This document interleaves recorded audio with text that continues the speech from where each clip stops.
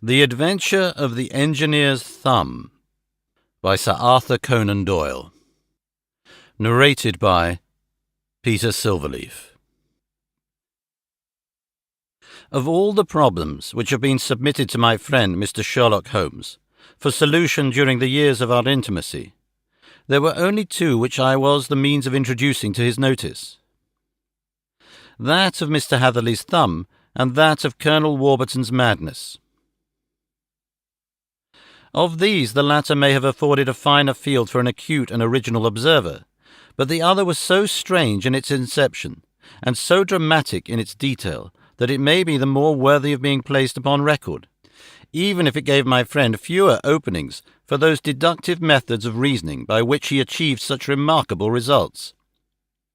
The story has, I believe, been told more than once in the newspapers, but, like all such narratives, its effect is much less striking when set forth en bloc in a single half-column of print than when the facts slowly evolve before your own eyes, and the mystery clears gradually away as each new discovery furnishes a step which leads on to the complete truth.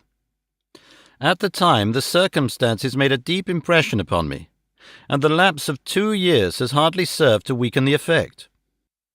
It was in the summer of '89, not long after my marriage, that the events occurred which I am now about to summarize. I had returned to civil practice, and had finally abandoned Holmes in his Baker Street rooms, although I continually visited him and occasionally even persuaded him to forego his bohemian habits so far as to come and visit us. My practice had steadily increased, and as I happened to live at no very great distance from Paddington Station, I got a few patients from among the officials. One of these, whom I had cured of a painful and lingering disease, was never weary of advertising my virtues and of endeavouring to send me on every sufferer over whom he might have had any influence. One morning, at a little before 7 o'clock, I was awakened by the maid tapping at the door to announce that 2 men had come from Paddington and were sitting in the consulting room. I dressed hurriedly, for I knew by experience that railway cases were seldom trivial, and hastened downstairs. As I descended, my old ally, the guard, came out of the room and closed the door tightly behind him. "I've got him here," he whispered, jerking his thumb over his shoulder. "He's all right." "What is it, then?" I asked, for his manner suggested that it was some strange creature which he had caged up in my room. "It's a new patient," he whispered. "I thought I'd bring him round myself, though he couldn't slip away. There he is, all safe and sound. I must go now, Doctor. I have my duties, just the same as you." And off he went, this trusty tout, without even giving me time to thank him. I entered my consulting room and found a gentleman seated by the table. He was quietly dressed in a suit of heather tweed with a soft cloth cap, which he had laid down upon my books. Round one of his hands he had a handkerchief wrapped, which was mottled all over with blood-stains. He was young, not more than 25, I should say, with a strong masculine face, but he was exceedingly pale and gave me the impression of a man who was suffering from some strong agitation, which it took all his strength of mind to control. "I'm sorry to knock you up so early, Doctor," said he, "but I've had a very serious accident during the night. I came in by train this morning, and on inquiring at Paddington as to where I might find a doctor, a worthy fellow very kindly escorted me here. I gave the maid a card, but I see that she has left it upon the side table." I took it up and glanced at it. "Mr. Victor Hatherley, hydraulic engineer, 16A, Victoria Street, 3rd floor." That was the name, style, and abode of my morning visitor. "I regret that I have kept you waiting," said I, sitting down in my library chair. "You are fresh from a night journey, I understand, which is in itself a monotonous occupation." "Oh, my night could not be called monotonous," said he, and laughed. He laughed very heartily, with a high ringing note, leaning back in his chair and shaking his sides. All my medical instincts rose up against that laugh. "Stop it," I cried. "Pull yourself together." I poured out some water from a carafe. It was useless, however. He was off in one of those hysterical outbursts which come upon a strong nature when some great crisis is over and gone. Presently he came to himself once more, very weary and pale-looking. "I've been making a fool of myself," he gasped. "Not at all. Drink this."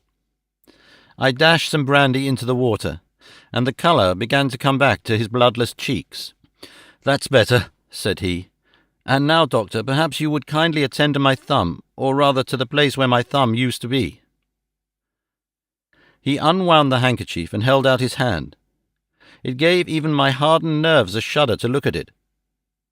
There were 4 protruding fingers and a horrid red spongy surface where the thumb should have been. It had been hacked or torn right out from the roots. "Good heavens," I cried. "This is a terrible injury. It must have bled considerably." "Yes, it did. I fainted when it was done, and I think I must have been senseless for a long time. When I came to, I found that it was still bleeding, so I tied one end of my handkerchief very tightly round the wrist and braced it up with a twig." "Excellent. You should have been a surgeon."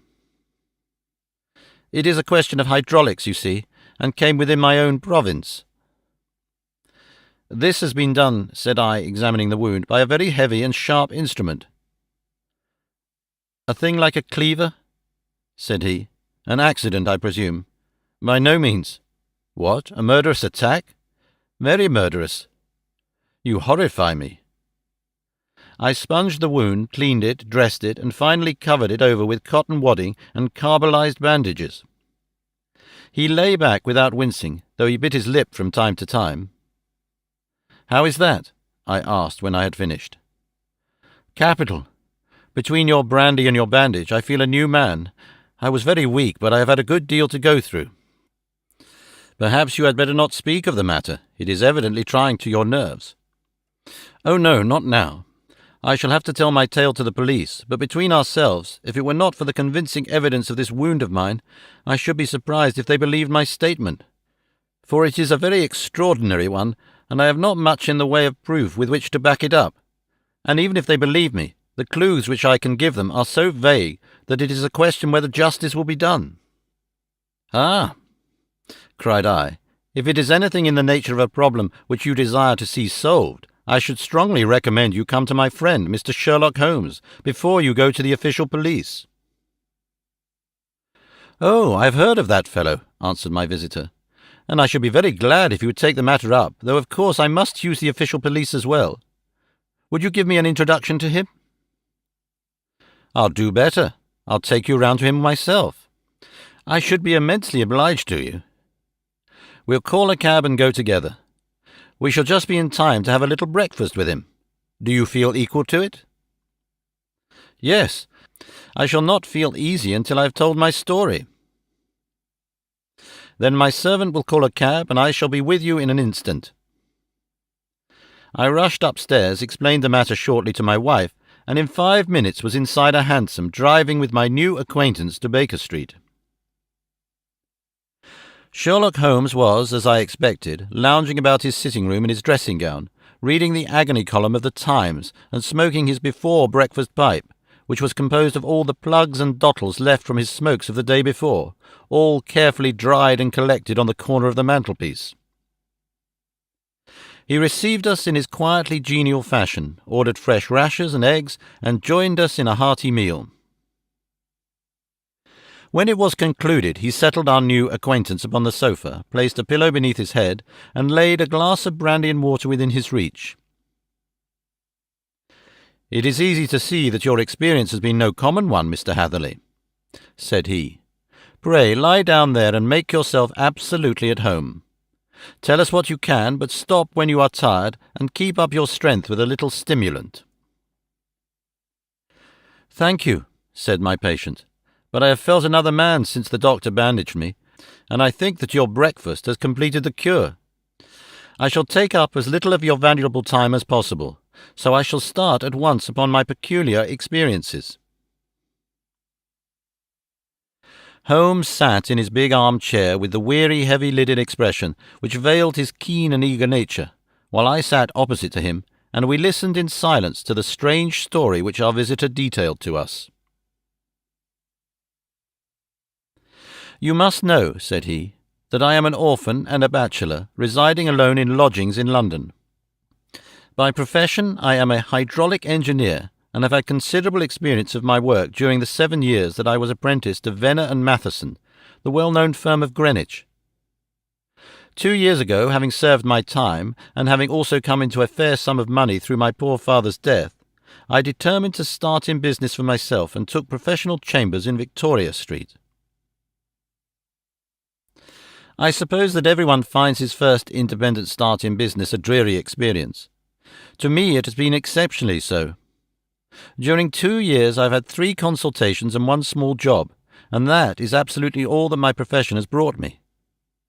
My gross takings amount to £27 10 Every day from 9 in the morning until 4 in the afternoon, I waited in my little den until at last my heart began to sink, and I came to believe that I should never have any practice at all.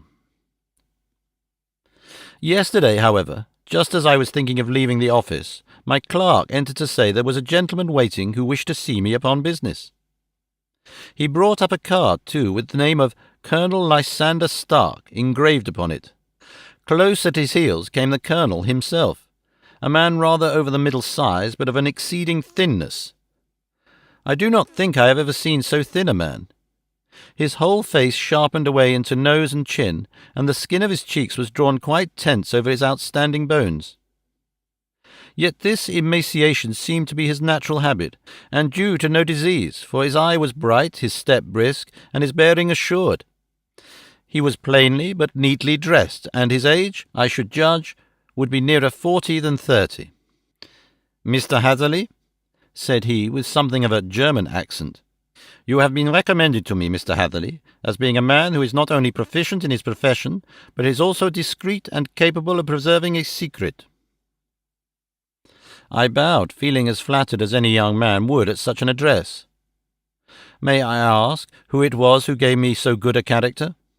"Well, perhaps it is better that I should not tell you just at this moment. I have it from the same source that you are both an orphan and a bachelor, and are residing alone in London." "That is quite correct," I answered. "But you will excuse me if I say that I cannot see how all this bears upon my professional qualifications. I understand that it was on a professional matter that you wished to speak to me." "Undoubtedly so. But you will find that all I say is really to the point. I have a professional commission for you, but absolute secrecy is quite essential. Absolute secrecy, you understand, and of course we may expect more from a man who is alone than from one who lives in the bosom of his family." "If I promise to keep a secret," said I, "you may absolutely depend upon my doing so." He looked very hard at me as I spoke, and it seemed to me that I had never seen so suspicious and questioning an eye. "Do you promise, then?" said he at last. "Yes, I promise." "Absolute and complete silence before, during, and after. No reference to the matter at all, either in word or writing." "I have already given you my word." "Very good." He suddenly sprang up, and darting like lightning across the room, he flung open the door. The passage outside was empty. "That's all right," said he, coming back. "I know that clerks are sometimes curious as to their master's affairs. Now we can talk in safety." He drew up his chair very close to mine and began to stare at me again with the same questioning and thoughtful look. A feeling of repulsion and of something akin to fear had begun to rise within me at the strange antics of this fleshless man. Even my dread of losing a client could not restrain me from showing my impatience. "I beg that you will state your business, sir," said I. "My time is of value." Heaven forgive me for that last sentence, but the words came to my lips. "How would 50 guineas for a night's work suit you?" he asked. "Most admirably. I say a night's work, but an hour's would be nearer the mark. I simply want your opinion about a hydraulic stamping machine which has got out of gear. If you show us what is wrong, we shall soon set it right ourselves. What do you think of such a commission as that? The work appears to be light, and the pay munificent." "Precisely so. We shall want you to come tonight by the last train." "Where to?" "To Eyfoot, in Berkshire. It is a little place near the borders of Oxfordshire, and within 7 miles of Reading. There is a train from Paddington which would bring you there at about 11:15. Very good. I shall come down in a carriage to meet you. There is a drive, then? Yes, our little place is quite out in the country. It is a good 7 miles from Eyfoot Station. Then we can hardly get there before midnight. I suppose there would be no chance of a train back. I should be compelled to stop the night. Yes, we could easily give you a shakedown. That is very awkward. Could I not come at some more convenient hour? We have judged it best that you should come late. It is to recompense you for any inconvenience that we are paying to you, a young and unknown man, a fee which would buy an opinion from the very heads of your profession. Still, of course, if you would like to draw out of the business, there is plenty of time to do so. I thought of the 50 guineas, and of how very useful they would be to me. Not at all, said I. I shall be very happy to accommodate myself to your wishes. I should like, however, to understand a little more clearly what it is that you wish me to do. Quite so. It is very natural that the pledge of secrecy which we have exacted from you should have aroused your curiosity. I have no wish to commit you to anything without your having it all laid before you. I suppose that we are absolutely safe from eavesdroppers? Entirely. Then the matter stands thus. You are probably aware that fuller's earth is a valuable product, and that it is only found in 1 or 2 places in England. I have heard so. Some little time ago I bought a small place, a very small place within 10 miles of Reading. I was fortunate enough to discover that there was a deposit of fuller's earth in one of my fields. On examining it, however, I found that this deposit was a comparatively small one, and that it formed a link between 2 very much larger ones upon the right and left, both of them, however, in the grounds of my neighbours. These good people were absolutely ignorant that their land contained that which was quite as valuable as a gold mine. Naturally, it was to my interest to buy their land before they discovered its true value, but unfortunately I had no capital by which I could do this. I took a few of my friends into the secret, however, and they suggested that we should quietly and secretly work our own little deposit, and that in this way we should earn the money which would enable us to buy the neighbouring fields. This we have now been doing for some time, and in order to help us in our operations, we erected a hydraulic press. This press, as I have already explained, has got out of order, and we wish your advice upon the subject. We guard our secret very jealously, however, and if it once became known that we had hydraulic engineers coming to our little house, it would soon rouse inquiry, and then, if the facts came out, it would be good-bye to any chance of getting these fields and carrying out our plans. That is why I have made you promise me that you will not tell a human being that you are going to Eyford tonight. I hope that I make it all plain. I quite follow you, said I. The only point which I could not quite understand was what use you could make of a hydraulic press in excavating fuller's earth, which, as I understand, is dug out like gravel from a pit. Ah, said he carelessly, we have our own processes. We compress the earth into bricks so as to remove them without revealing what they are. But that is a mere detail. I have taken you fully into my confidence now, Mr. Hatherley, and I have shown you how I trust you. He rose as he spoke. I shall expect you then at Eyfoot at 11:15. I shall certainly be there, and not a word to a soul. He looked at me with a last long questioning gaze, and then, pressing my hand in a cold, dank grasp, he hurried from the room. Well, when I came to think it all over in cool blood, I was very much astonished, as you may both think, at this sudden commission which had been entrusted to me. On the one hand, of course, I was glad, for the fee was at least tenfold what I should have been asked had I set a price upon my own services, and it was possible that this order might lead to other ones. On the other hand, the face and manner of my patron had made an unpleasant impression upon me, and I could not think that his explanation of the fuller's earth was sufficient to explain the necessity for my coming at midnight, and his extreme anxiety lest I should tell anyone of my errand. However, I threw all fears to the winds, ate a hearty supper, drove to Paddington, and started off, having obeyed to the letter the injunction as to holding my tongue. At Reading I had to change not only my carriage but my station. However, I was in time for the last train to Eyford, and I reached the little dim-lit station after 11 o'clock. I was the only passenger who got out there, and there was no one upon the platform save a single sleepy porter with a lantern. As I passed out through the wicket gate, however, I found my acquaintance of the morning waiting in the shadow upon the other side. Without a word he grasped my arm and hurried me into a carriage, the door of which was standing open. He drew up the windows on either side, tapped on the woodwork, and away we went as fast as the horse would go. "One horse?" interjected Holmes. "Yes, only one. Did you observe the colour?" "Yes, I saw it by the side lights when I was stepping into the carriage. It was a chestnut." "Tired-looking or fresh?" "Oh, fresh and glossy." "Thank you. I am sorry to have interrupted you. Pray continue your most interesting statement." Away we went then, and we drove for at least an hour. Colonel Lysander Stark had said that it was only 7 miles, but I should think, from the rate that we seemed to go, and from the time that we took, that it must have been nearer 12. He sat at my side in silence all the time, and I was aware more than once when I glanced in his direction that he was looking at me with great intensity.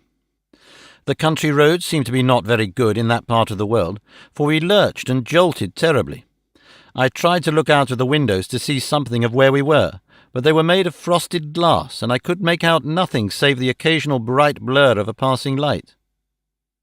Now and then I hazarded some remark to break the monotony of the journey, but the Colonel answered only in monosyllables, and the conversation soon flagged. At last, however, the bumping of the road was exchanged for the crisp smoothness of a gravel drive, and the carriage came to a stand.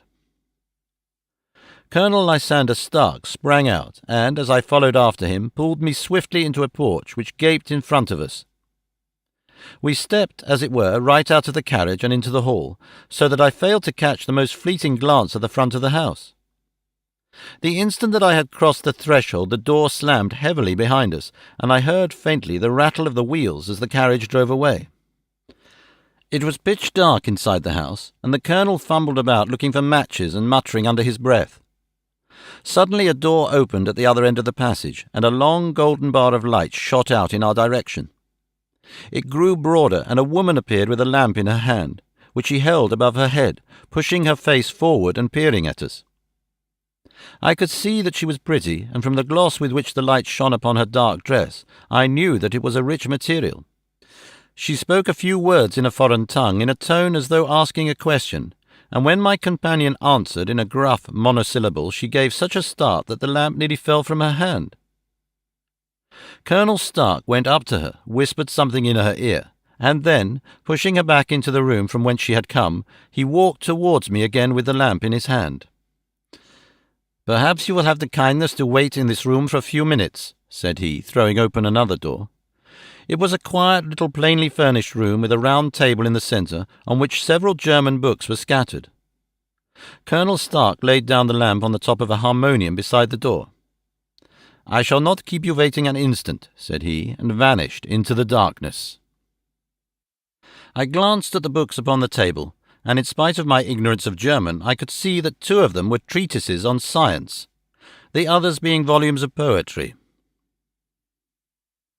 Then I walked across to the window, hoping that I might catch some glimpse of the countryside, but an oak shutter, heavily barred, was folded across it. It was a wonderfully silent house. There was an old clock ticking loudly somewhere in the passage, but otherwise everything was deadly still. A vague feeling of uneasiness began to steal over me. Who were these German people, and what were they doing living in this strange, out-of-the-way place? And where was the place? I was 10 miles or so from Eyford, and that was all I knew, but whether north, south, east or west I had no idea. For that matter, Reading and possibly other large towns were within that radius, so the place might not be so secluded after all. Yet it was quite certain, from the absolute stillness, that we were in the country. I paced up and down the room, humming a tune under my breath to keep up my spirits, and feeling that I was thoroughly earning my 50-guinea fee. Suddenly, without any preliminary sound in the midst of the utter stillness, the door of my room swung slowly open. The woman was standing in the aperture, the darkness of the hall behind her, the yellow light from my lamp beating upon her eager and beautiful face. I could see at a glance that she was sick with fear, and the sight sent a chill to my own heart. She held up one shaking finger to warn me to be silent, and she shot a few whispered words of broken English at me, her eyes glancing back like those of a frightened horse into the gloom behind her. "I would go," said she, trying hard, as it seemed to me, to speak calmly. "I would go. I should not stay here. There is no good for you to do." "But, madam," said I have not yet done what I came for. I cannot possibly leave until I have seen the machine." "It is not worth your while to wait," she went on. "You can pass through the door. No one hinders." And then, seeing that I smiled and shook my head, she suddenly threw aside her constraint and made a step forward, with her hands wrung together. "For the love of heaven," she whispered, "get away from here before it is too late." But I am somewhat headstrong by nature, and the more ready to engage in an affair when there is some obstacle in the way. I thought of my 50-guinea fee, of my wearisome journey, and of the unpleasant night which seemed to be before me. Was it all to go for nothing? Why should I slink away without having carried out my commission, and without the payment which was my due? This woman might, for all I knew, be a monomaniac. With a stout bearing, therefore, though her manner had shaken me more than I cared to confess, I still shook my head and declared my intention of remaining where I was. She was about to renew her entreaties when a door slammed overhead, and the sound of several footsteps was heard upon the stairs. She listened for an instant, threw up her hands with a despairing gesture, and vanished as suddenly and as noiselessly as she had come. The newcomers were Colonel Lysander Stark and a short, thick man with a chinchilla beard growing out of the creases of his double chin, who was introduced to me as Mr. Ferguson. "This is my secretary and manager," said the Colonel. "By the way, I was under the impression that I left this door shut just now. I fear that you have felt the draught." "On the contrary," said I opened the door myself because I felt the room to be a little close." He shot one of his suspicious looks at me. "Perhaps we had better proceed to business, then," said he. "Mr. Ferguson and I will take you up to see the machine." "I had better put my hat on, I suppose." "Oh, no, it is in the house." "What, you dig Fuller's earth in the house?" No. This is only where we compress it. But never mind that. All we wish you to do is to examine the machine and to let us know what is wrong with it." We went upstairs together, the Colonel first with the lamp, the fat manager, and I behind him.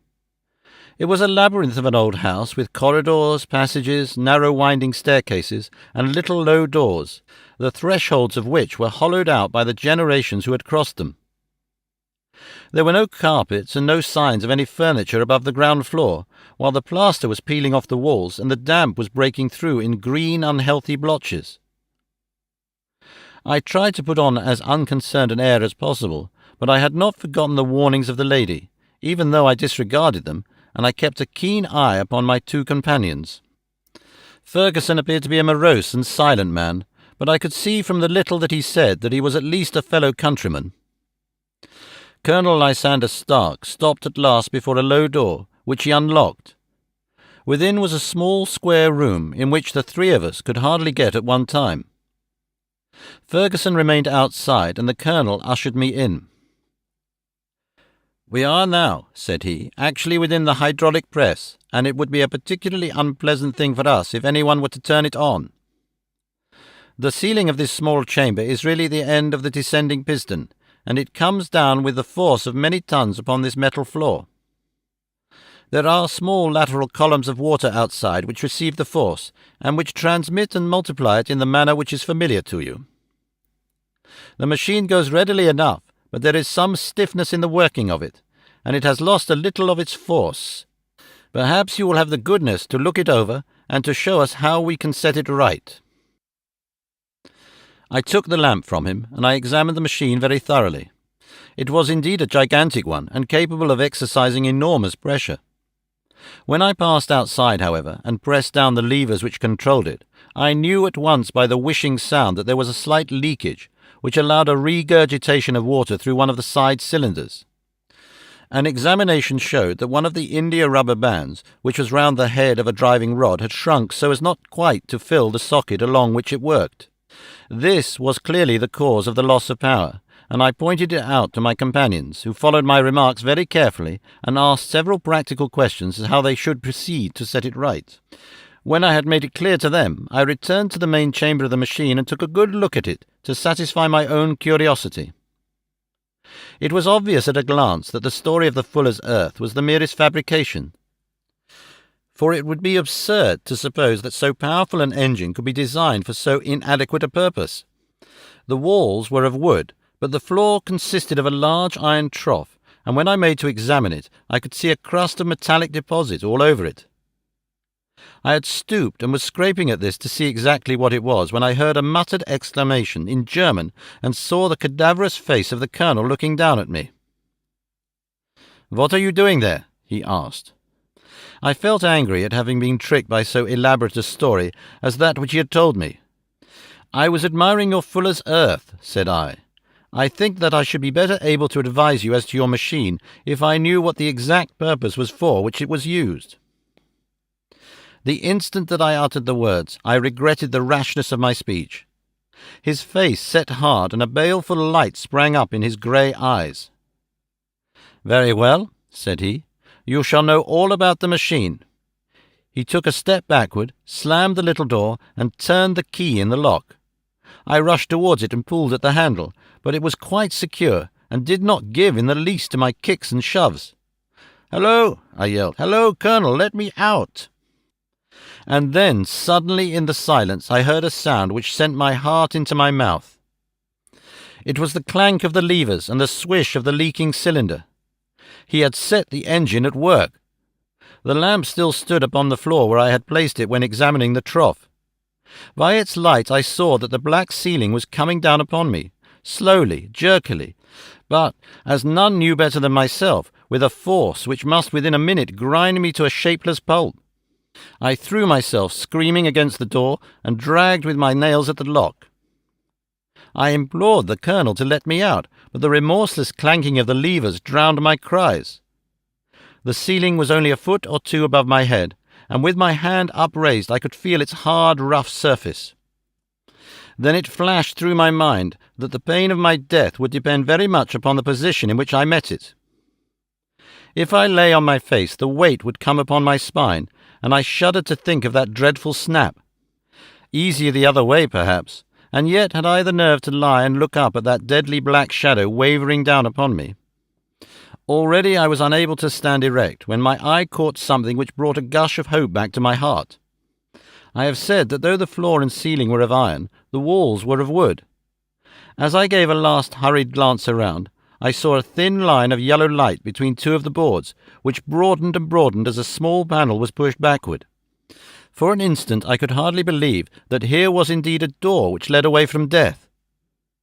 The next instant I threw myself through and lay half fainting upon the other side. The panel had closed again behind me, but the crash of the lamp and a few moments afterwards the clang of the two slabs of metal told me how narrow had been my escape.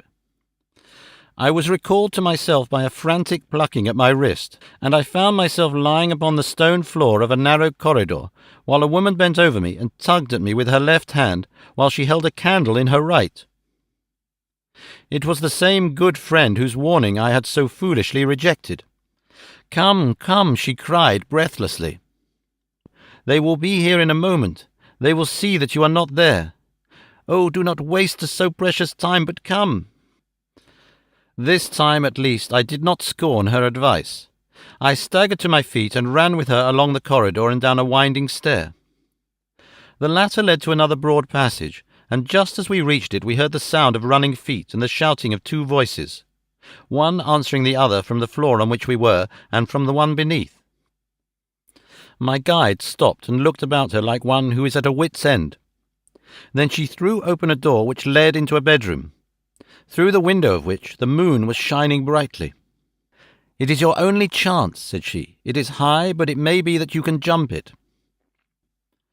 As she spoke, a light sprang into view at the farther end of the passage, and I saw the lean figure of Colonel Lysander Stark rushing forward with a lantern in one hand and a weapon like a butcher's cleaver in the other.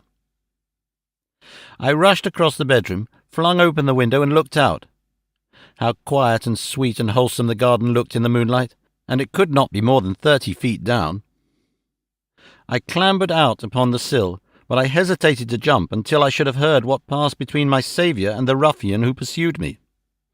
If she were ill-used, then at any risks I was determined to go back to her assistance. The thought had hardly flashed through my mind before he was at the door, pushing his way past her, but she threw her arms round him and tried to hold him back. "Fritz, Fritz," she cried in English, "remember your promise after the last time. You said it should not be again. He will be silent. Oh, he will be silent." "You are mad, Elise," he shouted, struggling to break away from her. "You will be the ruin of us. He has seen too much. Let me pass, I say." He dashed her to one side and, rushing to the window, cut at me with his heavy weapon. I had let go myself and was hanging by the hands to the sill when his blow fell. I was conscious of a dull pain, my grip loosened, and I fell into the garden below. I was shaken but not hurt by the fall, so I picked myself up and rushed off among the bushes as hard as I could run, for I understood that I was far from being out of danger yet.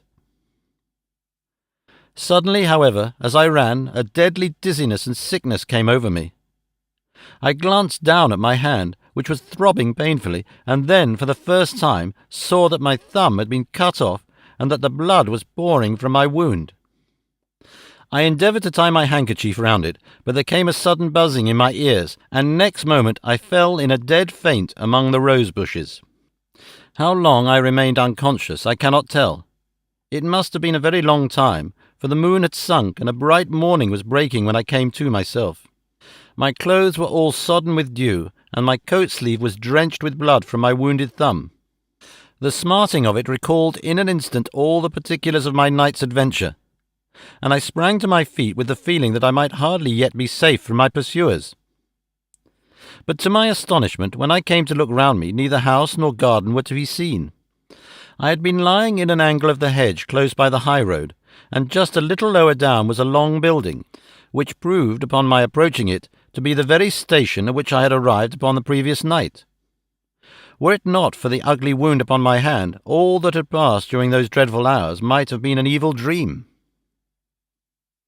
Half dazed, I went into the station and asked about the morning train. There would be one to Reading in less than an hour.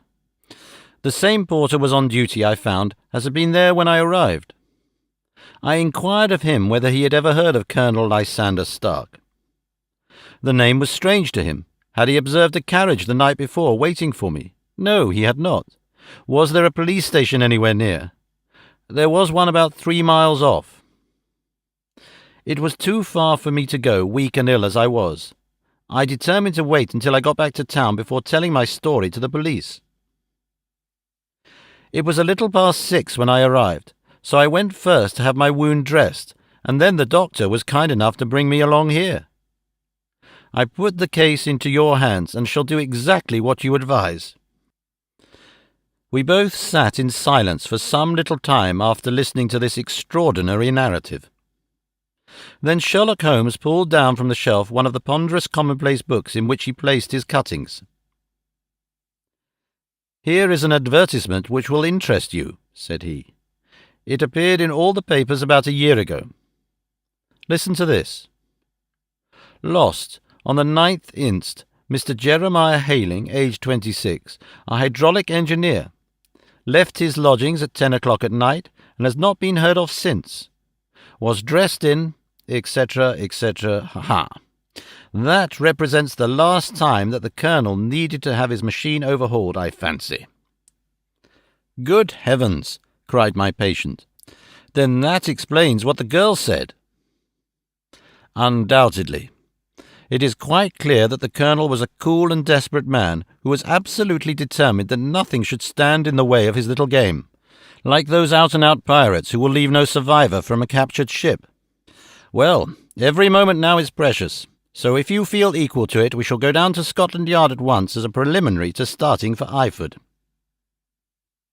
Some 3 hours or so afterwards, we were all in the train together, bound from Reading to the little Berkshire village.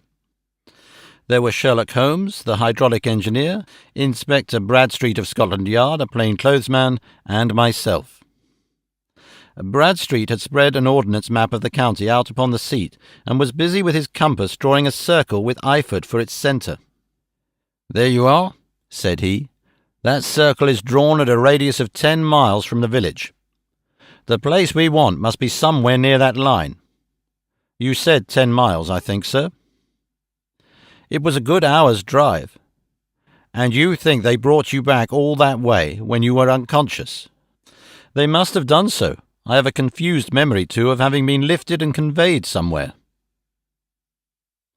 "What I cannot understand," said I, "is why they should have spared you when they found you lying fainting in the garden." "Perhaps the villain was softened by the woman's entreaties." "I hardly think that likely. I never saw a more inexorable face in my life." "Oh, we shall soon clear up all that," said Bradstreet.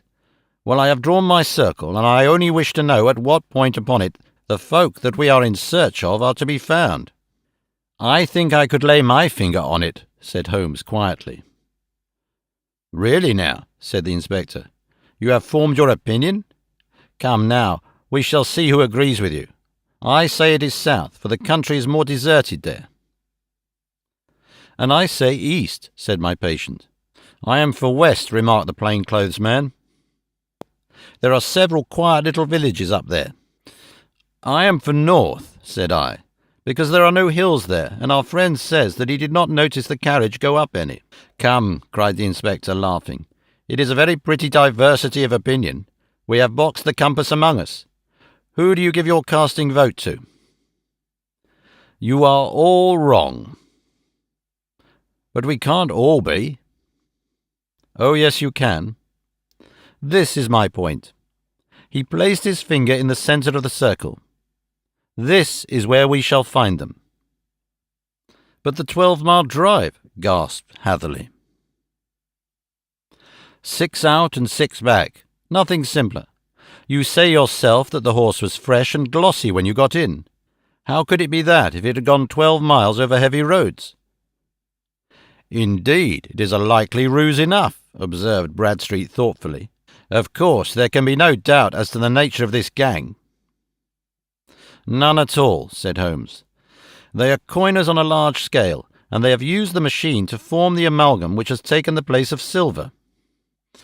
"We have known for some time that a clever gang was at work," said the inspector. "They have been turning out half-crowns by the thousand. We've even traced them as far as Reading, but could get no farther, for they had covered their traces in a way that showed that they were very old hands. But now, thanks to this lucky chance, I think that we have got them right enough." But the inspector was mistaken, for those criminals were not destined to fall into the hands of justice. As we rolled into Eyford station, we saw a gigantic column of smoke which streamed up from behind a small clump of trees in the neighbourhood and hung like an immense ostrich feather over the landscape. "A house on fire?" asked Bradstreet as the train steamed off again on its way. "Yes, sir," said the station master. "When did it break out?" "I hear that it was during the night, sir, but it has got worse and the whole place is in a blaze." "Whose house is it?" "Dr. Beecher's." "Tell me," broke in the engineer, "is Dr. Beecher a German, very thin with a long, sharp nose?" The station-master laughed heartily. "No, sir, Dr. Beecher is an Englishman, and there isn't a man in the parish who has a better lined waistcoat. But he has a gentleman staying with him, a patient, as I understand, who is a foreigner, and he looks as if a little good Berkshire beef would do him no harm." The station-master had not finished his speech before we were all hastening in the direction of the fire. The road topped a low hill, and there was a great widespread whitewashed building in front of us, sprouting fire at every chink and window. while in the garden in front 3 fire engines were vainly striving to keep the flames under. "That's it!" cried Hatherley in intense excitement. "There is the gravel drive, and there are the rose bushes where I lay. That second window is the one that I jumped from." "Well, at least," said Holmes, "you have had your revenge upon them.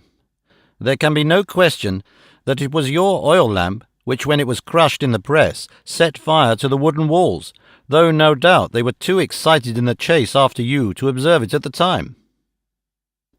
Now keep your eyes open in this crowd for your friends of last night, though I very much fear that they are a good 100 miles off by now." And Holmes' fears came to be realized, for from that day to this no word has ever been heard either of the beautiful woman, the sinister German, or the morose Englishman. Early that morning a peasant had met a cart containing several people and some very bulky boxes driving rapidly in the direction of Reading. But there all traces of the fugitives disappeared, and even Holmes' ingenuity failed ever to discover the least clue as to their whereabouts. The firemen had been much perturbed at the strange arrangements which they had found within, and still more so by discovering a newly severed human thumb upon a window-sill of the second floor. About sunset, however, their efforts were at last successful, and they subdued the flames, but not before the roof had fallen in, and the whole place had been reduced to such absolute ruin that, save some twisted cylinders and iron piping, not a trace remained of the machinery which had cost our unfortunate acquaintance so dearly.